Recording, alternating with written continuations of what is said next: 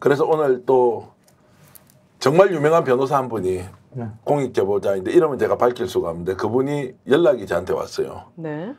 정말 자신이 공익제보자로 이렇게 했는데 이분을 위해서 자신이 변론을 좀 꼭 하고 싶은데 연락처를 달라고. 그래서 전화를 하더라도 통화는 되기 어려울 텐데 문자로 남겨놓으시면 됩니다라고 이제 했고요. 또 하나 실현될지 안 될지 모르지만 11일 날 이제 국회에서 행안위 국정감사가 있지 않습니까? 정인으로 채택이 돼 있거든요. 여전히 출석 여부에 대해서 좀 불투명한 상황이어서 얼마나 지금 심적으로 많은 고통을 갖고 있는지 맞아요. 이런 것들을 이제 보고 있습니다. 김갑수 선생님 어떻게 보십니까? 사실 국정감사 스픽스에서 먼저 나올지는 몰랐죠. 네. 그 국정감사에서 이제 센세이셔널한 폭로가 나올 거로 생각했다가 지금 이제 하나하나 미리 나오고 있는 중인데 사실 저는 이런 생각이 들어요. 지금 이미 드러난 것만으로도 탄핵 요건은 충분하다.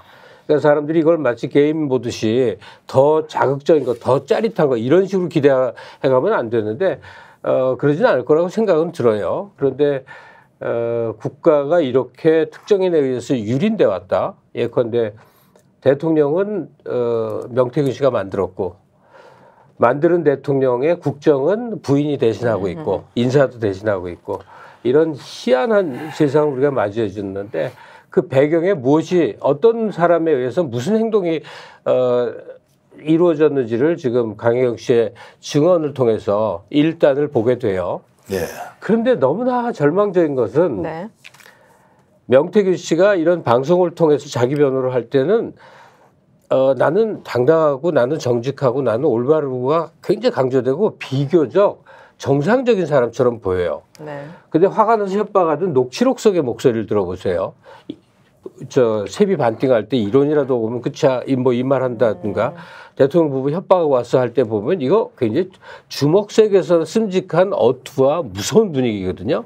어느 게 이 사람의 실체겠는가? 그건 뭐 보나마나 뻔한 거죠. 그 밑에서 강혜경 씨가 직원으로 10년 가까이를 일했다는 건데 본인도 그 두려움이 얼마나 크겠는가 그 생각이 듭니다. 예. 맞습니다. 실제 그 김정욱 박사는 명태균 대표하고 전화 인터뷰를 같이 해봤지 않습니까? 자, 그때 이제 본인은 자 그렇게 해서 이제 인터뷰를 했지 않습니까? 그때 들었던 이제 명태균 대표에 대한 느낌 그리고 그 내용에 대한 본인의 주장 그리고 강혜경 씨의 이제 직접 출연 인터뷰 이걸 비교해 보면 이제 어떻습니까? 일단 하나 느꼈던 건 뭐냐면 본인이 진짜 중대한 역할을 했다라고 본인은 자신하는 것 같다. 그러니까 그러니까 윤석열 후보를 대통령으로 만드는데 나는 지대한 역할을 했어. 이것만큼은 절대 예를 들면 거짓이 아니야. 근데 내가 이렇게 한 행위에 대해서 많은 언론들이 나를 갖다가 왜 어떤 전략가로서 보는 게 아니라 브로커로 본다거나 아니면 무슨 뭐 주술과 연결되는 예언가로 본다는 거에 난 동의할 수 없어. 그리고 내가 입을 열면 이러저러한 내용들이 나오게 될 거야. 이런 내용이 나오면 누가 힘들어질까? 대통령이 힘들어질 수밖에 없겠죠. 제가 아까 말씀드린 이런 보도들이 나오는 내용을 보면서 하지만 그 사이사이에 상당히 좀 허세도 굉장히 컸다라는 생각이 들고 본인도 알아요. 본인이 뭐가 문제가 있는지. 그러니까 그 부분은 계속 다른 말로 계속 쳐요. 다른 얘기를 막 하면서 넘어가는 게 분명히 있습니다. 그래서 본인한테 불리한 건 다른 걸로 대체할 매뉴얼을 만들어놔서 그 얘기를 막 얘기를 하고 본인이 진짜 했던 일에 대해서는 아주 명료하게 화를 내면서까지 얘기하잖아요. 내가 어떻게 했는데 그걸 그렇게 표현을 합니까? 뭐 태양, 바람 이것도 마찬가지 그런 내용들이어서 저는 절반의 진실이 있고 절반의 허세가 있을 거라 생각이 드는데 저는 절반이 진실이라도 진실이라고 얘기하면 대한민국은 이미 민주공화국이 아니라고 생각이 들어요. 이유는 뭐냐면 이 대상자가 누굽니까? 대통령입니다. 대통령의 전직이 뭡니까? 검찰총장입니다.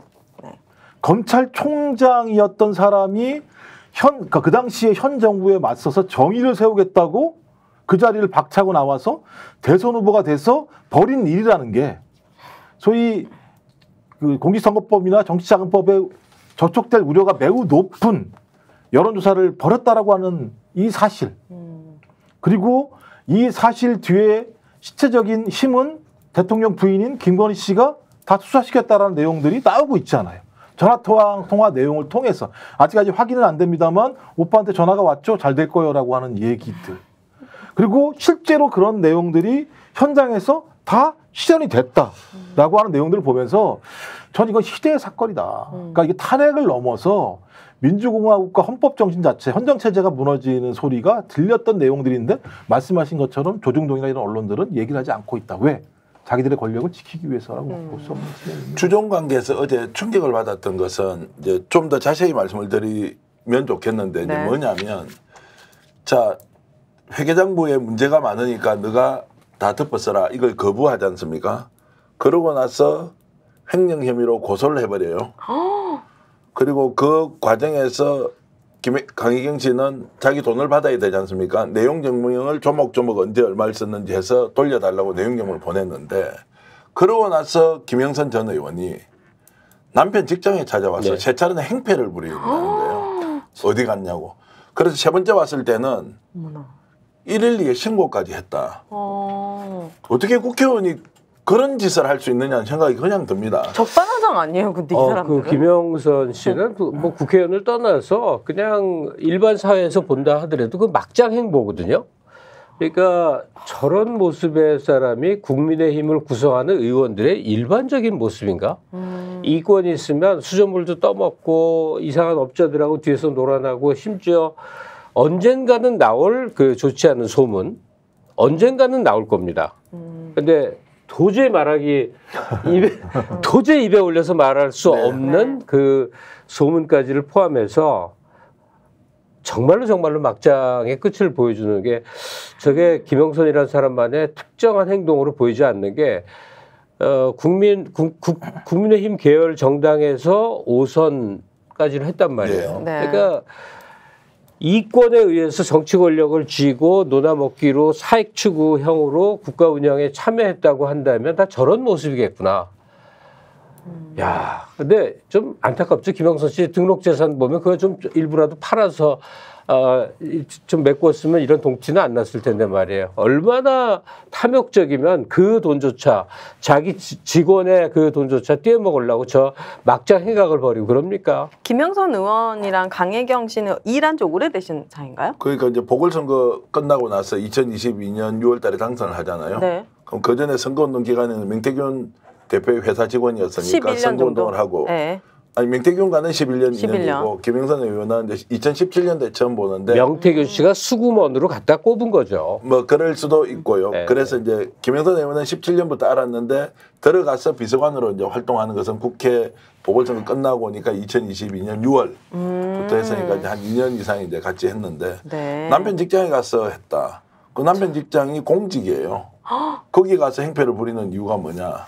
내가 이렇게 행패 부리니까 너 내 말 듣든지 어떻게 하라고 이렇게 이제 자기 직원한테 지금 누명 씌운 거 아니에요? 누명 씌운 거고 그래서 그렇게 당당하지? 그 112에 있는 이제 112에 있는 뭐라고 해야 됩니까? 이제 그 경찰? 경찰이라고 해야 되겠죠. 네. 이분이 계속 그 증거를 모아놓고 신고하라고 했다는 거예요. 이게 말도 안 되는 행위를 김영선 의원이 하니까 이분도 공직이고 그분도 공직이지 않습니까? 경찰 공무원일 테죠. 네. 그런 정도까지 행패를 부렸는데 뭐 그 증거도 다 가지고 있지만 이제 공개는 하지 않는데 그 정도로 악행을 저질렀다. 왜 이런 비행을 참 이제 정말로 이렇게 벌였는지 알 수가 없다. 이런 생각이 듭니다. 스픽스는 말하는 언론입니다. 대세는 유튜브, 그중에서 스픽스.